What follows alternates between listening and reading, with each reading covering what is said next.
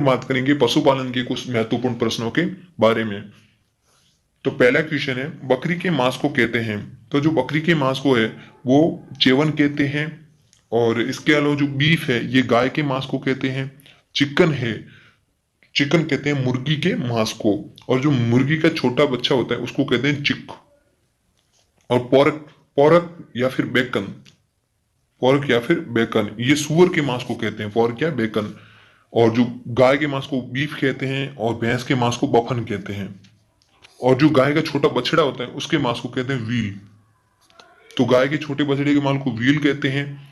और जो बफन है ये भैंस के मांस को कहते हैं। पोर्क या फिर बेकन है ये सुअर के मांस को कहते हैं। चेवन बकरी के मांस को कहते हैं। और चिकन है वो मुर्गी के मांस को कहते हैं। ये बात ध्यान रखना आप। नेक्स्ट है टैटूइंग है। तो जो दोस्तों टैटूइंग है ये पशुओं में पहचान बनाने के लिए अपनाई जाती है। तो एक तरीका है पशुओं की पहचान बनाने का, टैटूइंग। नेक्स्ट है, हमारे देश में पशु प्राय किन कारणों से मरते हैं? तो हमारे देश के अंदर जो पशु मर जाते हैं उनका क्या कारण है, क्या रीजन है? तो असंतुलित एवं अल्प आहार से भी वो पशु मर जाते हैं। दवा व चिकित्सा के अभाव में भी पशुओं की मृत्यु हो जाती है।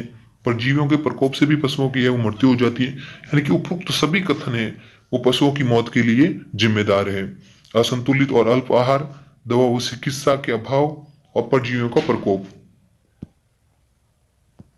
नेक्स्ट है, ट्रोकार कैन्युला किस रोग से संबंधित है? तो जो ट्रोकार कैन्युला है वो टिम्पेनाइटिस या फिर आफरा से संबंधित है। टिम्पेनाइटिस या फिर आफरा से संबंधित है ट्रोकार कैन्युला।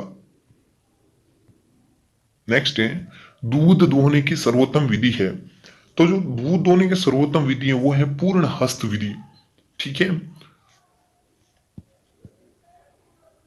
नेक्स्ट है, टिम्पेनाइटिस या फिर आफरा एक रोग है। तो टिम्पेनाइटिस या फिर आफरा है वो आहार जनित रोग है। और ये सर्वाधिक है वो रिज्का से होता है।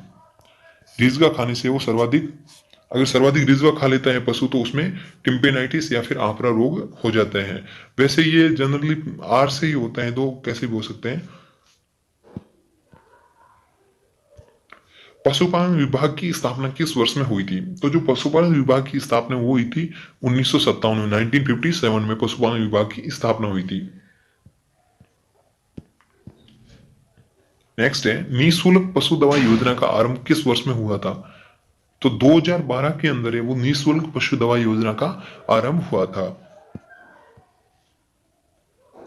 कामधेनु योजना का आरंभ किस वर्ष में हुआ था? तो जो कामधेनु योजना है उसका आरंभ हुआ था 1998-99 में, 1998 या फिर 1999 में जो है वो कामधेनु योजना का आरंभ हुआ था। नेक्स्ट है, गौ सेवा आयोग राजस्थान के किस जिले में स्थित है? तो जो गौ सेवा आयोग है वो जयपुर जिले में स्थित है। और पक्षी चिकित्सालय भी है वो यहीं पर स्थित है। नेक्स्ट क्वेश्चन है, राज्य में पक्षी चिकित्सालय कहां पर स्थित है? तो जो पक्षी चिकित्सालय वो जयपुर में स्थित है। नेक्स्ट है, तेजाजी पशु मेला कहां लगता है? तो जो तेजाजी का जो पशु मेला है वो परबतसर नागौर में लगता है।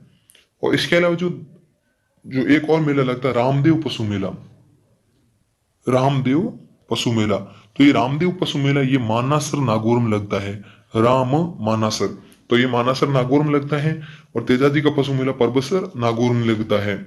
और जो रामदेव है यहाँ पे रामदेव में रूणीचा धाम है, वहां पर रामदेव जी के लिए मेला लगता है। और ये सांप्रदायिक सद्भावना का सबसे बड़ा मेला है।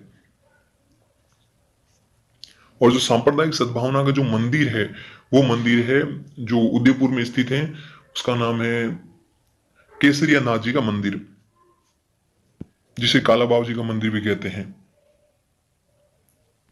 राज्य की सबसे पुरानी डेयरी है। तो राज्य की जो सबसे पुरानी डेयरी है उस डेयरी का नाम है पद्मा डेयरी। ठीक है। और पद्मा डेयरी अजमेर में स्थित है। कार्तिक पशु मेला कहां लगता है? तो जो कार्तिक पशु मेला है वो पुष्कर में लगता है और ये गिर गाय के लिए लगता है। ठीक है। और जो करौली है, करौली में लगता है महाशिवरात्रि पशु मेला। तिलवाड़ा बाड़मेर में जहां पे लगता है मलीनाथ पशु मेला लगता है। और परबतसर नागौर में वीर तेजाजी पशु मेला लगता है। और मानासर नागौर में रामदेव पशु मेला लगता है। तो जो कार्तिक पशु मेला है वो पुष्कर में लगता है। फिर नेक्स्ट है, रामदेव पशु मेला कहां लगता है? तो जो रामदेव पशु मेला है वो नागौर में मानासर में लगता है, मानासर नागौर में, मानासर नागौर में वो रामदेव पशु मेला लगता है। बकरी विकास एवं सारा उत्पादन परियोजना कहां पर स्थित है? तो ये है वो अजमेर में स्थित है। बकरी विकास एवं सारा उत्पादन परियोजना अजमेर में स्थित है। और रामसर अजमेर में वो बकरी प्रजनन फार्म भी है। भेड़ व ऊन विभाग का पशुपालन व डेयरी विभाग में मिलान कब हुआ था? तो इसका जो मिलान है वो हुआ था 2001-2 में है वो इसका मिलान हुआ था। भेड़ व ऊन विभाग का पशुपालन विभाग में है वो मिलान है वो 2001-2 में हुआ था। और जो पशुपालन विभाग की स्थापना वो बता दी 1957 में हुई थी। राज्य का सबसे बड़ा दुग्ध पैकिंग केंद्र कहां पर स्थित है? तो राज्य का सबसे बड़ा दुग्ध पैकिंग केंद्र है वो जयपुर में स्थित है। नेक्स्ट है राष्ट्रीय डेयरी अनुसंधान संस्थान कहां पर स्थित है? तो राष्ट्रीय डेयरी अनुसंधान संस्थान नेशनल डेयरी रिसर्च इंस्टीट्यूट, तो नेशनल डेयरी रिसर्च इंस्टीट्यूट है ये करनाल हरियाणा में स्थित है। ठीक है, करनाल हरियाणा में स्थित है। और एक आता है आपके लिए NDDB, NDDB national dairy development board. और एनडीआरआई और national dairy development board, NDDB और एनडीआरआई, इनमें बहुत कंफ्यूजन होता है कि ये कौन सा कहां पर स्थित है। तो एक बात आप ध्यान रखना, जो आनंद है इसमें आनंद में आपको 2 न दिख रहे हैं और एनडीडीबी में 2 डी दिख रहे हैं, तो ये सम्मान है, ऐसे मान सकते हो आप। तो ये इस प्रकार से लग सकते हो।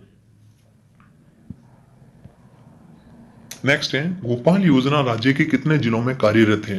तो जो गोपाल योजना है वो राज्य के 10 जिलों में कार्यरत है। नेक्स्ट है राज्य की प्रथम महिला डेयरी कहां पर स्थित है? तो जो बीकानेर है, बीकानेर में राज्य की प्रथम महिला डेयरी स्थित है। और इसके अलावा जो बीकानेर में जोड़बीड़ है तो वहां पर ऊंट अनुसंधान केंद्र भी है और घोड़ों के लिए भी है जोड़बीड़ में। नेक्स्ट है संभोग के समय सर्वाधिक वीर्य स्खलन किस पशु में होता है? तो संभोग के समय जो सर्वाधिक वीर्य स्खलन है वो सूअर में होता है। तो सूअर में कितना होता है? ये होता है 200 से लेकर 250 ml तक है वो एक बार में वीर्य स्खलन होता है।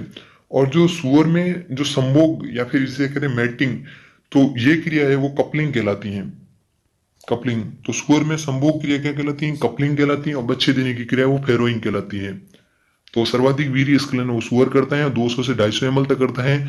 और सूअर में जो संभोग या फिर मैटिंग की जो क्रिया है वो कपलिंग कहलाती है और बच्चे देने की क्रिया है वो फेरोइंग कहलाती है।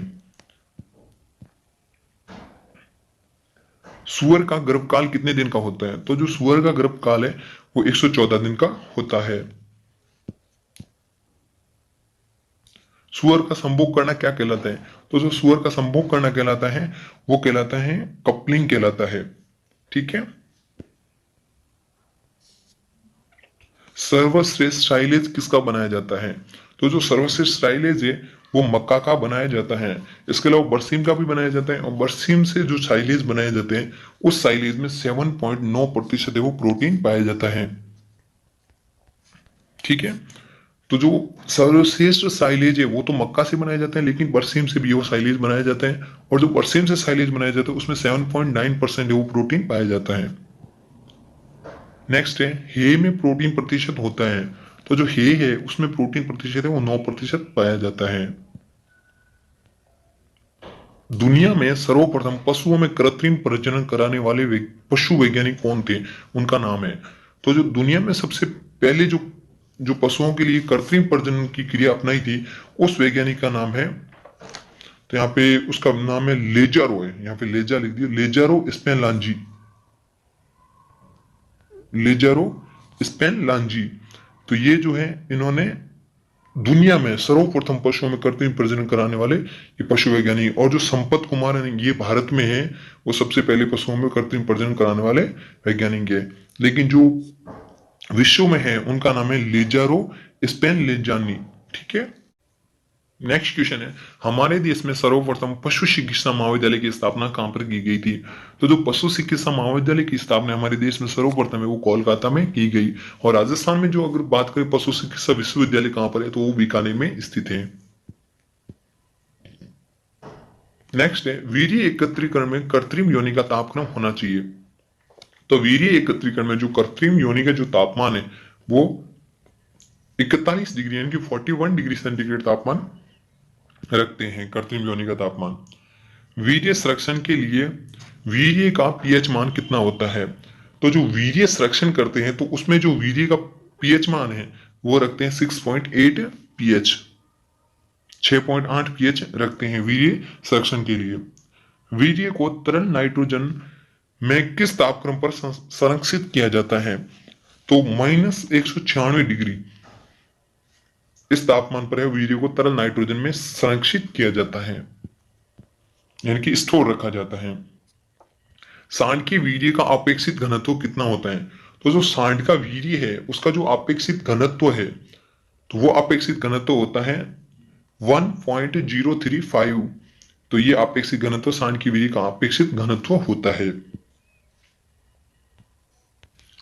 नेक्स्ट क्वेश्चन है, पशुओं की दो नस्लों को आपस में क्रॉस कराने की प्रजनन की कौन सी विधि होगी?